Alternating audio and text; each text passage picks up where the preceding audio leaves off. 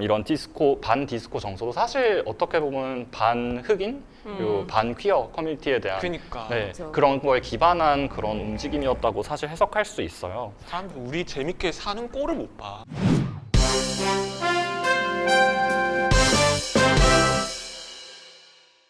안녕하세요, 키워돌 영어방 시청자 여러분. 저희 시즌2 프로그램 새로운 에피소드로 다시 돌아왔습니다. 후! 반가워요, 여러분.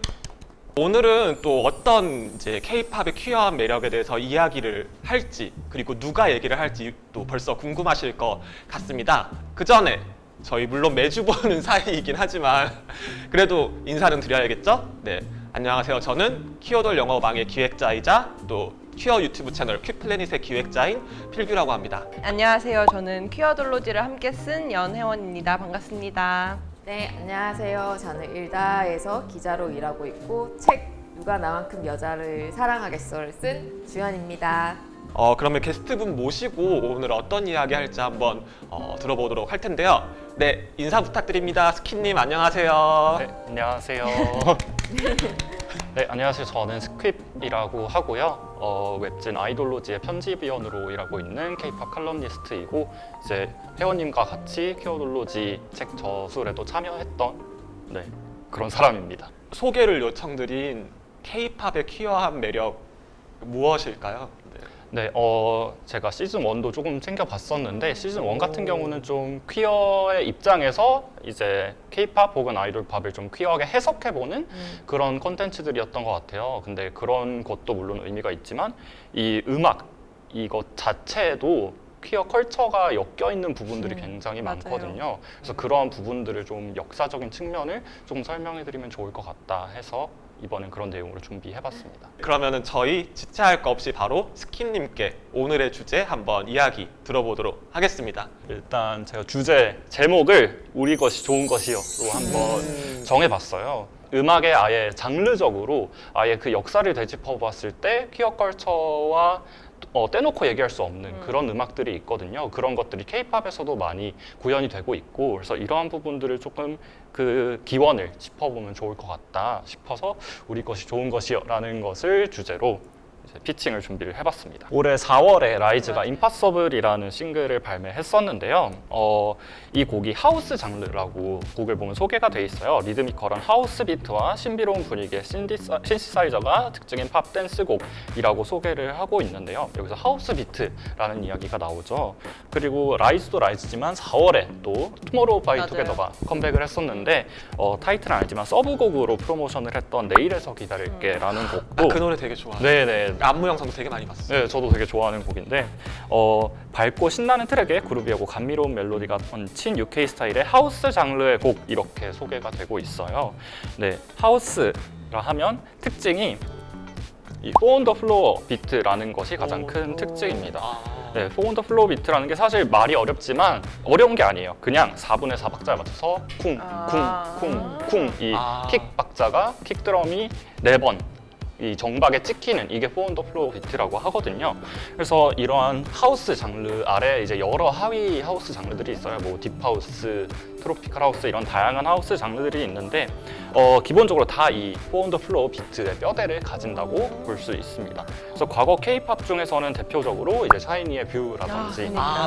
맞아. 네, FX의 Falls 같은 경우가 대표적인 K-팝 안에서의 하우스 트랙이었는데요. 이런 하우스 장르는 뭐 그때 유행하기도 했지만 지금도 계속해서 꾸준히 많이 쓰이고 있는 장르이기는 해요. 댄서블한 장르이기 때문에 기본적으로. 근데 이제 2010년 중반 이후로 그럼 뷰랑 Falls 같은 때에 나왔던 때 이후로는 막 그렇게 유행의 최첨단에 있는 장르는 사실 아니었어요. 근데 최근 몇 년 사이에 팝 시장에서 다시 유행으로 조금씩 올라오는 움직임이 있었습니다.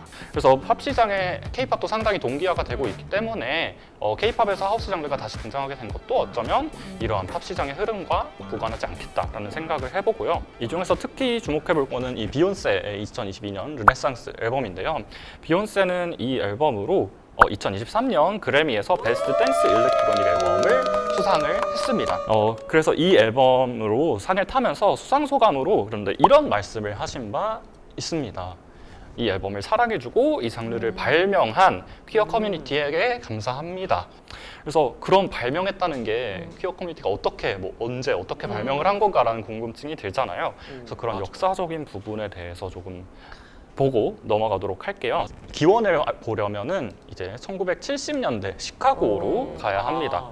네, 시카고에 더 웨어하우스라는 클럽이 있었어요. 이 클럽은 77년도에 오픈을 했는데 멤버십 전용 클럽으로 초반에는 운영이 되었고 대부분의 멤버들이 흑인, 라틴계 게이들이었다고 합니다. 이 당대에 사실 80년대 이 시기가 그 에이지 크라이시스가 닥쳤던, 그래서 동성애자에 대한 혐오가 굉장히 만연했던 그런 시기여서 이런 언더그라운드 게이 클럽들, 이 퀴어들에게는 가장 안전하고 활동할 수 있는 그런 안전지대로서 기능을 했다고 합니다. 여기서 이제 프랭키 너클스라는 분이 이 웨어하우스 클럽의 대표격인 DJ 분이셨는데요. 이분도 오픈리 게이셨고요. 제가 검색을 해봤는데 시카고 LGBT 명예의 전당 막 이런 사이트가 있더라고요. 거기에도 올라가 계신 분입니다. 그래서 이 프랭키 너클스라는 분이 이제 초반에는 R&B, 디스코 같은 곡들을 장르의 곡들을 선곡을 하셨는데 단순히 이런 기존의 기성곡들을 트는 거를 넘어서 뭔가 이걸 조금 변용하기 시작한 거예요. 그래서 이런 디스코 클래식, 소울 음악들을 틀면서 여기에 이제 구간 반복, 루프를 걸어두고 거기에 박자를 쿵쿵쿵쿵 찍는 식으로 뭔가 장르를 창조하기 시작을 한 거죠.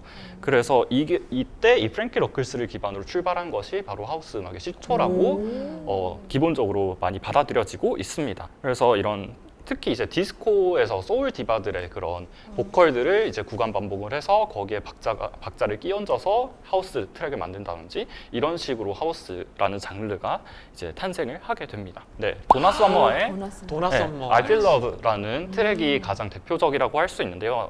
이 트랙이 이제 디스코에서 하우스로 넘어가는 과도기적 그런 트랙이라고 보시면 될 것 같아요. 이게 1970년대 후반에 나왔던 노래고요.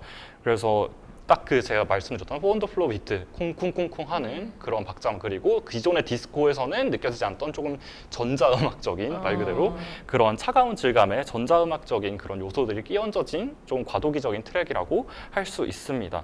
그래서 아까 비욘세 앨범을 설명을 드렸는데 네. 이 비욘세 앨범의 마지막 트랙인 서머 르네상스라는 트랙이 이 도나 서머의 I Feel Love를 샘플링한 곡이었어요. 맞아, 나 그 노래 알아. 그래서 비욘세 앨범이 사실 이제 올해도 앨범을 발매를 했는데 올해 발매한 앨범까지 오면서 좀 분명해진 것이지만 비욘세는 계속해서 이제 백인 장르로 여겨져 왔던 그런 장르에 그 뿌리에 사실 흑인이 있었다라는 거를 주장하는 일종의 인류학적인 앨범을 기획하고 있어요. 그래서 올해 발매한 카우보이 카터라는 앨범의 경우에는 컨트리 음악 장르를 좀 많이 다루고 있는데 컨트리 음악 장르도 뿌리로 가보다 보면 컨트리 음악에서 기본적으로 쓰는 벤조라는 악기 이런 것도 흑인 노예들에서부터 온 악기고 사실 컨트리 하면 되게 백인들 이미지가 맞아요, 강하고 그들의 이미지가 사실 강한데 사실 뿌리를 파고 들어가 보면 사실 거기에는 흑인이 있었다라는 거를 좀 어떻게 보면 주장하는 앨범이라고도 볼 수 있어요. 그래서 이거 전 앨범이었던 르네상스 같은 경우에는 하우스 장르도 사실 최근에 하우스 하면 가장 많이 떠올리는 이미지가 EDM 맞아요. 쪽에 이제 쿵쿵쿵쿵 되는 EDM 페스티벌을 솔직히 많이 연상을 하시고 이러면 좀 이것도 약간 백인들 관중을 많이 생각을 하게 되는데 이것도 사실 뿌리를 타고 들어가 보면 흑인, 유색 인종들이 있었고 특히 흑인 퀴어 커뮤니티가 있었다라는 거를 많이 주장을 하는 그런 인류학적인 앨범이었다고 볼 수 있습니다. 그래서 앨범 수록곡 중에 하나에서는 아예 그런 퀴어 커뮤니티를 공식적으로 샤라웃하는 부분들도 맞아. 있고요. 그리고 네. 자기의 게이 삼촌? 사촌인가에게 이 음반을 헌정한다고 하기도 했죠. 맞아요. 네. 저게 네, 이게 그 웨어하우스 웨어하우스. 클럽의 부티지 이제 당시의 모습. 네, 맞습니다. 그래서 하우스의 뿌리에 관련해서 이제 NPR 뮤직에서 관련 특집 기사가 나간 적이 있는데 이때 이제 시카고 흑인 사회문화 지도의 감독인 메이다 맥닐께서 이런 말씀을 하신 바 있어요. 유색인종 퀴어 청년층의 끈기, 저항, 진정성에서부터 이 장르가 시작이 된 거다. 그리고 흑인의 저항의 순간으로부터 시작된 사회문화가 대중문화가 된 수많은 이야기들과 괴를 같이 하는 거다. 이 하우스의 태동이. 이런 얘기를 하신 바 있습니다. 네, 그리고 프랭키 너클스 이 장르를 창안한 이 분께서는 70년대 이제 70년대 말에 사실 디스코가 굉장히 유행하다가 굉장히 이제 많은 반발을 부딪혀서 디스코가 저물어갔던 그런 역사적 흐름이 있어요. 디스코 폭파의 밤이라는 굉장히 큰 이벤트가 있기도 했는데 디스코 폭파이라는 건 이제 디스코가 너무 인기가 있으니까 라디오에서 록음악 DJ들이 잘리는 거예요. 그래가지고 근데 이제 잘린 록음악 DJ 중 한 명이었던 스티브 달이라는 사람이 이제 시카고에 이제 화이트삭스라는 그 야구 네. 구단과 손을 잡고 디스코 반대 운동을 진짜 굳이 그렇게까지 해야 돼? 펼칩니다. 근데 이제 경기에 이제 안 듣는 디스코 음반을 가져오면은 티켓을 할인해주겠다 이렇게 한 거예요. 그럼 되게 좀 쫌생이 같다. 네. 웃기다. 되게 재밌는 에피소드네요. 네, 그래서 경기 쉬는 시간에 디스코 음반들 가져온 것들을 모아가지고 이거를 폭파시키고 불태우는 거를 한 거예요. 근데 이렇게 불태우니까 관객들도 이제 디스코 음반을 냈던 그 사람들도 이제 디스코 석스라고 적힌 디스코는 구리다라고 적힌 플랜카드를 막 들고 구장을 뛰쳐나와서 아주 아수라장이 되고 경기도 아예 결국 취소가 된 이런 사건이 있었거든요. 이걸 디스코 폭파의 밤이라고 부르는 사건인데 이 디스코 폭파의 밤 이런 반 디스코 정서도 사실 어떻게 보면 반 흑인 그리고 반 퀴어 커뮤니티에 대한 그러니까 네, 그렇죠. 그런 거에 기반한 그런 움직임이었다고 사실 해석할 수 있어요. 사람들 우리 재밌게 사는 꼴을 못 봐. 맞아. 사실은 반 흑인, 반 퀴어에 기대 있었던 디스코 반 디스코 운동에서 사실 하우스는 아까 말씀드렸듯이 디스코에서 많이 영향을 받아서 변용이 된 장르라고 말씀을 드렸잖아요. 그래서 이런 하우스 뮤직을 일컬어서 프랭키 너클스는 하우스는 디스코의 반격이다라고 이야기하신 바 있다고도 합니다. 우리 재밌게 사는 꼴을 못 봐. 맞아. 그래서 디스코를 사실 지금까지 그래서 많이 언급을 했잖아요. 그래서 디스코도 사실 퀴어 커뮤니티가 빼놓을 수 없는 장르이기도 합니다. 그래서 디스코 얘기도 한번 해볼까 해요. 자, 디스코는 사실 하우스에 비해서는 조금 더 친숙한 이미지일 거라고 생각을 하거든요. 이제 맞아. 토요일 밤의 열기라는 굉장히 유명한 영화 히트도 있었고 이런 뭐 고고장 이런 이미지가 연상이 되잖아요. 하우스가 70년대 말에서 80년대에 태동을 해서 성행을 했던 장르라면 디스코는 70년대에 크게 유행했던 장르입니다. 이제 디스코의 뿌리를 또 파고 들어가 보면 이제 펑크라는 장르를 언급을 하게 되는데요. 펑크는 이제 기존에 있던 소울, 재즈, 뭐 R&B 이런 거를 많이 결합을 해서 댄서블하게 만든 장르다라고 이해를 하시면 될 것 같아요. 그래서 화성 진행이 많이 강조가 되고 되게 그루비한 리듬감이라 하면 좀 당기는 밀당하는 리듬, 약간 텐션이 좀 있는. 네, 좀 밀당하는 리듬이 있는 그런 리듬감이 특징적인 장르였는데 디스코는 여기서 조금 더 나아가서 더 댄서블하게 만든 거죠. 그래서 안정적이고 빠른 그런 리듬감을 더해서 그래서 포 온 더 플로어라고 부르는 아까 말씀드렸던 그런 안정적인 비트감도 있고 거기에 이런 세션 반주들이 끼얹어지면서 이런 당김음, 이런 밀고 당기는 박자 이런 것들이 들어간 펑크의 요소들이 있는 이런 장르가 디스코라고 할 수 있는데요. 이 디스코도 사실 최근 K-팝 그리고 팝 시장에서 많이 성행을 했던 맞아요. 장르이기도 합니다. 네. 맞아요. 듀아리파. 네. 2019년 두아리파 Don't Start Now라는 싱글이 엄청난 히트를 맞아요. 기록했었고 한국에서도 사실 유행을 했었죠. 이제 틱톡을 중심으로. 네, 엄청 유행했죠. 네. 그리고 이제 도자켓의 Say So라는 싱글. 이 팝 시장에서의 디스코 부상과 맞물려서 K-팝에서도 디스코 싱글들이 많이 나왔어요. 그래서 이제 2021년이었나요? 이제 다이너마이트가 발매했던 그 해에 하이브에서 유독 디스코 싱글을 많이 내보냈는데 이거 분명히 팝 시장에서 디스코 유행한 걸 의식한 것이다라는 것이 많이 느껴졌었거든요. 투모로우 바이 투게더도 이제 5시 53분에 하늘에서 발견한 너와 나. 맞아. 네. 제목이 너무 길어서 항상 외우기가 어려운데. 아마 저희가 깔아드릴 거예요. 네네네. 그리고 이제 방탄소년단의 다이너마이트는 말할 것도 없고 이제 여자친구 지금은 해체했지만 아쉽게도 여자친구의 마지막 싱글 마고도 디스코 기반의 그렇죠. 트랙이었습니다. 마고도. 네, 그래서 디스코도 사실 퀴어 커뮤니티와 빼놓을 수 없는 장르였어요. 1900년대 중반에 라벤더 스퀘어라는 것이 있었다고 해요. 라벤더 공포라는 게 알아요. 네, 이게 뭐 동성애자, 게이, 레즈비언 이런 성소수자들이 이제 국가 안보를 위협하고 공산주의에 동조한다 이런 식으로 그런 식으로 아예 낙인을 찍고 이들을 적극적으로 좀 탄압을 하는 그런 기조가 1900년대 중반부터 계속 있었는데요. 사실 이런 탄압적인 사회 분위기 속에서 이전 세대의 퀴어들은 조금은 좀 움츠러들고 이런 분위기였다면 6, 70년대 이때는 좀 청년 문화 이제 본격적으로 반전 운동 같은 히피 항쟁도 문화 같은 거 생기고. 네, 그런 항쟁을 많이 하기도 하고 새로운 세대의 이제 6, 70년 당대의 젊은 층들은 좀 더 굉장히 목소리를 높이고 이제 시끄러운 소위 말하는 그런 식으로 이제 운동을 펼쳐 나가는 세대였어요. 그래서 디스코가 이제 딱 그런 분위기 속에 맞았던 거죠. 그래서 과거의 퀴어들과는 달리 굉장히 시끄럽고 자기의 존재를 적극적으로 드러내는 데에 열중했던 퀴어들에게 이런 화려한 디스코가 굉장히 잘 맞는 장르였다고 볼 수 있습니다. 그래서 디스코는 60년대 중반 때부터 퀴어들에게 큰 인기를 끌었다고 하고요.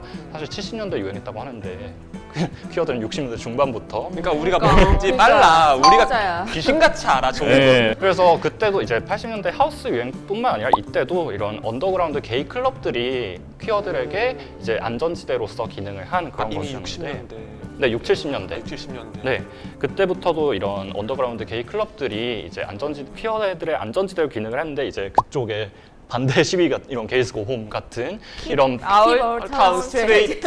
네, 근데 너무 저게 웃겨. 실제로 저렇게 그러니까 뭐 퀴어들 나가라고 저렇게 했다는 거 아니에요? 네, 실제로 축하드리라고. 이런 식의 직접적인 백래시를 현장에서 많이 경험했다고 하더라고요. 아예 경찰이 출동해서 탄압을 하는 경우들도 있었고, 퀴어 퍼레이드의 기원으로 여겨지는 게 이제 1969년 스토널 항쟁이라는 게 뉴욕에서 있었어요.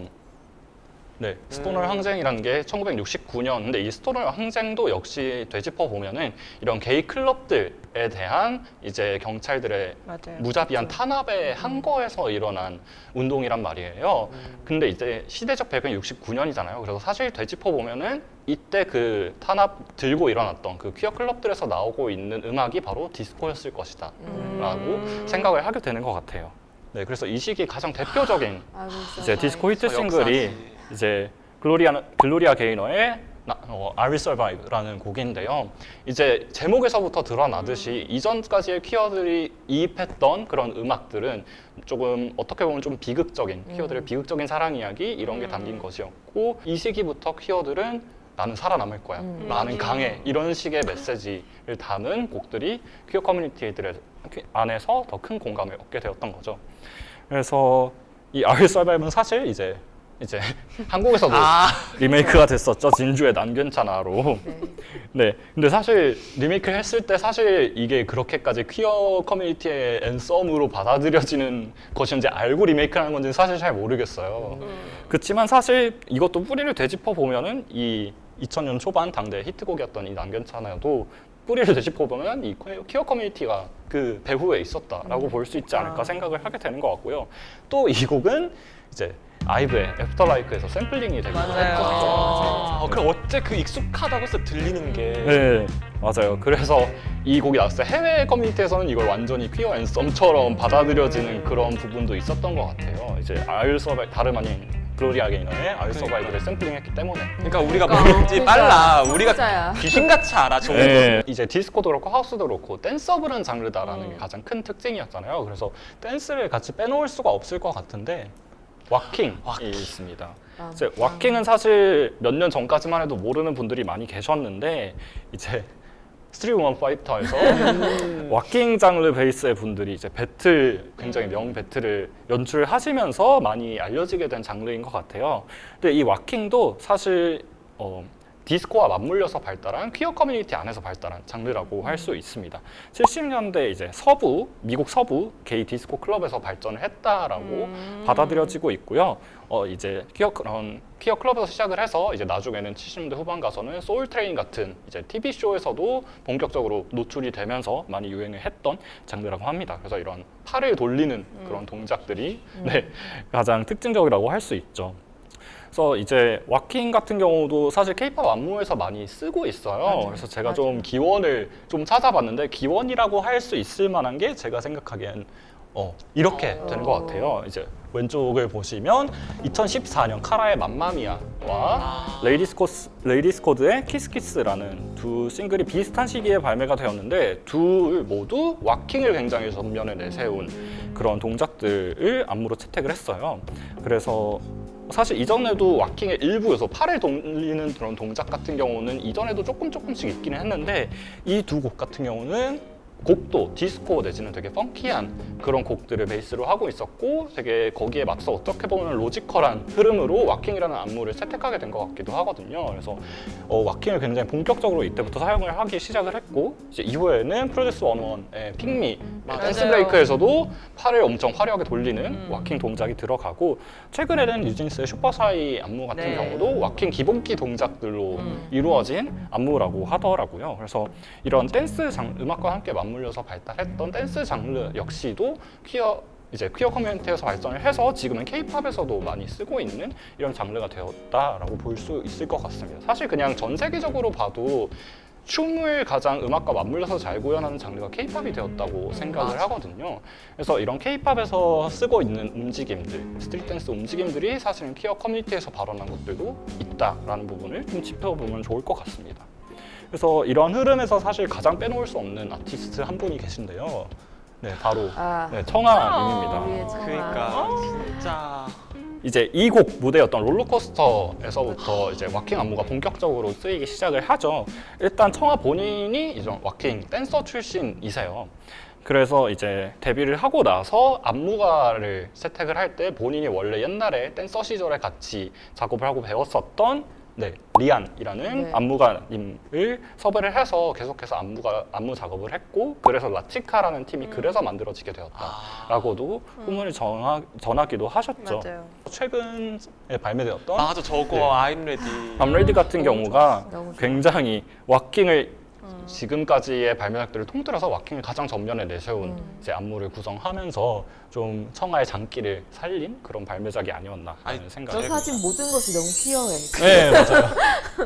네, 그리고 이 곡은 애초에 또 하우스 장르, 암레디 같은 경우는 하우스 장르의 곡이어서 디스코 기반으로 발전했던 하우스 곡을 내세우고 왁킹 댄스를 내세우고 해서 굉장히 퀴어한 이 곡 자체가 굉장히 어떻게 보면 다 갖춘 곡이었구나. 네, 퀴어한 곡이라고 볼 수 있을 것 같아요. 그리고 또 사실 왁킹하면 사실 많은 분들이 혼동하는 장르가 하나 있는데 맞아. 보깅이라는 장르가 또 맞아요. 있습니다. 보깅이라는 장르도 이제 팔을 많이 사용하는 장르여서 왁킹과 많이 혼동을 하기도 하는데 이 발원지가 달라요. 일단 보깅 같은 경우는 왁킹 같은 경우는 이제 미국 서부에서 주로 발원이 되었다면 보깅은 미국 동부, 특히 뉴욕의 할렘 중심으로 시작이 되었다고 보는 것이 통설인데요. 미국 동부에서 이제 볼룸 컬처라는 게 형성이 되어 있었어요. 볼룸 컬처는 이제 드랙들이 나와서 카테고리에 맞춰서 자신의 그런 일종의 장기를 뽐내는 그런 볼룸 컬처가 있었는데 이제 거기서 보깅이라는 춤이 시작이 된 거죠. 그래서 보깅이라고 하면은 이제 그 잡지 보그의 이름을 딴 것이기도 하고 그래서 그런 모델들의 포즈라든지 아니면 옛날 이집트 벽화 있잖아요. 그 보면은 이제 좀 기괴하게 약간 이렇게 돼 있는 것들 있잖아요. 맞아. 네, 그런 이런 이집트 벽화의 포즈들 이런 것들을 따라하는 그런 동작들에서부터 보깅이 시작이 됐다고 하더라고요. 그래서 처음에는 이렇게 좀 되게 각지고 이런 것들을 강조하는 그런 보깅 춤에서 시작을 해서 이게 올드웨이 보깅이라고 하고 이제 이후에 뉴웨이라는 걸로 발전을 하면서 이제는 좀 더 스턴트적인 요소들이 들어가게 되는 걸로 그 바닥에 이렇게 막 들어놓는. 네, 바닥에 딥이라고 하는 바닥에 맞아요. 들어오는 동작이나 아니면 뭐 더거크라고 해서 오리걸음 맞아. 네. 하는 메인스트림 팝에서 이걸 본격적으로 좀 노출되기 시작한 거는 마돈나의 보그라는 싱글에서부터 이제 이게 엄청난 히트를 쳤잖아요. 그래서 맞아요. 여기서부터 보깅이라는 장르가 좀 전 세계적으로 알려진 그런 계기라고 할 수 있을 것 같습니다. 그래서 마돈나가 노래 시작할 때 스트라이커 포즈라고 네, 맞아요, 맞아요. 포즈를 취하는 춤이니까. 네, 맞아요. K-팝에서도 이 보깅이 시도된 사례들이 꽤 있어요. 그래서 가장 처음 본격적으로 시도된 거로 치자면 사실 신화를 얘기할 수 있는데요. 어머, 저 포즈 그러니까 예사롭지 않다. 이전부터 뭐 요소들은 약간 차용을 한 게 있겠지만 좀 되게 전면에 내세우고 보깅이라고 아예 얘기를 하기 시작한 거는 2011년 신화의 디스러브라는 싱글에서부터였는데요. 이때 근데 신화는 보도자료에서 이렇게 언급을 하더라고요. 보깅 댄스는 1990년대 마돈나의 5집 보그의 인기와 함께 전파된 것이다. 모델 포즈에서 따온 손동작을 이용해 리듬을 표현하는 춤이라 불리며 춤의 동작들이 모델이 포즈를 취하는 듯한 스틸컷을 연상시키는 스타일리시한 안무이다.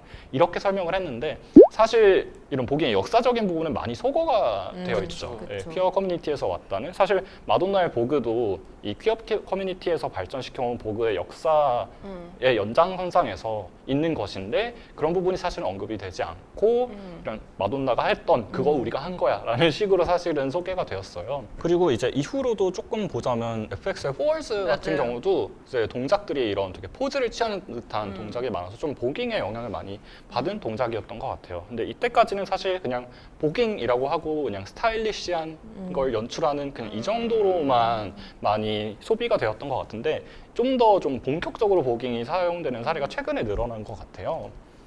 그래서 가장 좀 그때 AOA. 네, 가장 본격적이라고 할 수 있는 게 이제 AOA의 너나 해.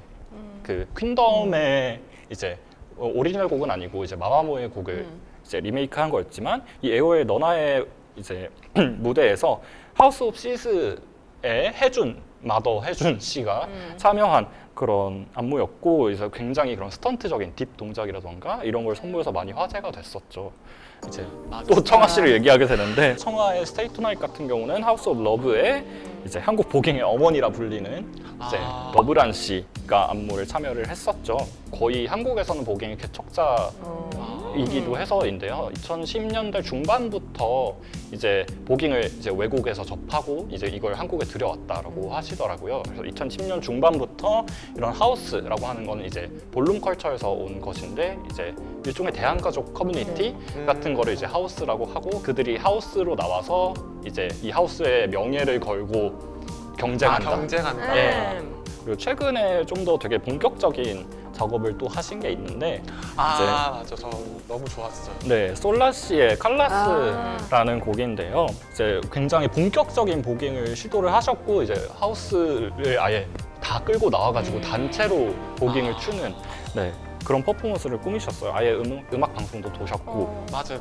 저 엠넷에서 무대한 거 봤는데 대단하게 이제 계속 댄서들이 계속 바뀌더라고요. 네. 무대 엄청 많으니까. 아니 그리고 마마무도 너무나 퀴어 커뮤니티가 사랑하는 팀이잖아요. 이제 솔라 씨는 아예 곡 설명에 이렇게 써두시기도 했어요. 네, 칼라스는 하우스 장르의 곡으로 다채로운 색깔처럼 세상에는 참 다양한 사람들이 있습니다. 우리는 모두 다른 성격과 다른 모습을 하고 있는데요. 대다수의 사람들과 달리 시선을 받게 되더라도 그저 다름일 뿐 틀린 것은 아니라고 생각해요. 모든 사람은 존중받아야 하고 우리는 어떠한 모습을 띠고 있든 사랑받아 마땅합니다. 이 노래는 그런 이들에게 자신감을 잔뜩 불어넣어주는 곡이에요. 솔라 씨로서는 되게 최선을 다해서 맞아요. 되게 헌정을 하고 싶었던 메시지가 되게 진정성 있게 담겨 있는 송의 글이었다라고 생각이 들었던 것 같아요. 이렇게 저 사진 모든 것이 너무 퀴어해. 네, 맞아요. 이렇게 춤과 음악의 장르들을 많이 살펴봤는데요. 그래서 결론 우리 것이 좋은 것이다. 다시 돌아와서 이제 어떻게 보면 퀴어 커뮤니티에서 시작이 되었고 아예 발명이 된 이런 장르들인데 이게 지금은 어떻게 보면 조금은 세탁이 되어서 되게 그냥 보편적으로 향유되는 대중문화로서 받아들여지고 있는 상황이죠. 사실 그래서 우리의 것이 널리 퍼진 것이 물론 좋기는 하죠. 우리의 좋은 문화들을 같이 향유하고 쉐어하는 거는 좋은데 다 이제 원산지 필수가 아닐까라는 생각을 해봅니다. 사실 네, 이런 왁킹 이런 게 되게 수우파에서도 많이 유명해졌고 퍼졌고 어떻게 보면 유행까지 됐다고도 할 수 있을 것 같은데 이랬음에도 불구하고 사실 그 기원에 대해서 모르는 분들이 많을 거라고 생각을 해요. 왁킹은 물론 뭐 보깅이나 아니면은 뭐 디스코, 하우스 이런 장르 측면에 있어서도 사실 그 기원에 퀴어 커뮤니티가 있었다라는 거는 모르는 분들이 사실 참 많았을 거라고 생각이 들고 그래서 되짚어보면 여기 배우에 다 우리 퀴어 커뮤니티가 그러니까. 있었다라는 뒤에 다 거를 우리가 있는데. 그러니까. 네, 이런 걸 좀 적극적으로 좀 호출을 하고 기억을 하고 해야 되지 않을까라는 생각을 해보게 되는 것 같습니다. 네. 너무 완벽한 이야기. 너무 좋아요. 이번 주도 스킴님의 피칭에 대해서 판정을 한번 해볼 텐데요.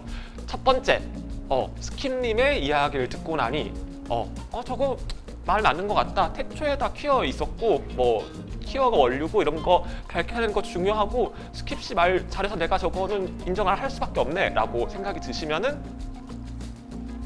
인정합니다. 들어는 보았는데 저렇게까지 자세하게 파긴 했는데 근데 잘 모르겠어요. 지금 K-팝하고 그때 퀴어하고 무슨 상관? 난 좀 약간 시간이 좀 더 걸릴 것 같은데? 라는 생각이 드신다면은 더 지켜보겠습니다. 오늘의 피칭 정말 당연히 인정하는데 그걸 넘어서서 스킵님이 알려주신 것들, 이야기해주신 것들 이렇게 듣고 나니까 너무 사실 감동적이다 진짜. 너무 좋다. 그냥 정말 새로운 세상이 트이는 느낌이다. 라고. 미안해. 너무 기준을 바를 너무 높이는 것 같은데 새로운 세상이 트이는 느낌이다는 빼고 그 앞까지만 라고 생각하신다면 입덕합니다. 팻말을 네. 들어주세요. 셋, 둘, 하나. 짠. 오, 세개 다 알아. 재밌어. 어느 분부터 말씀하시겠어요? 저는 일단 새로운 세계가 열린 거 맞습니다. 아 진짜요? 아니 저도 사실 이렇게 얼핏만 들었어요. 그렇다더라만 들었는데 이걸 내가 잘 모르니까 막 반박을 못 하겠는 거야. 그래서 사실 SNS에 보면은 굉장히 하우스 장르 음악들이 나올 때 이제 퀴어 커뮤니티 사람들이 난 이게 왜 이렇게 좋을까? 막 이런 식의 얘기들을 많이 하는데 나도 카더라니까 이렇게 정확하게 말은 못 해주겠는 거야. 근데 오늘 너무 속이 시원하게 아주 잘 말씀해 주셔서 아주 중요한 이 영상이 레퍼런스로 남을 것 같다라는 생각이 들었습니다. 그래서 입덕합니다로 들었습니다.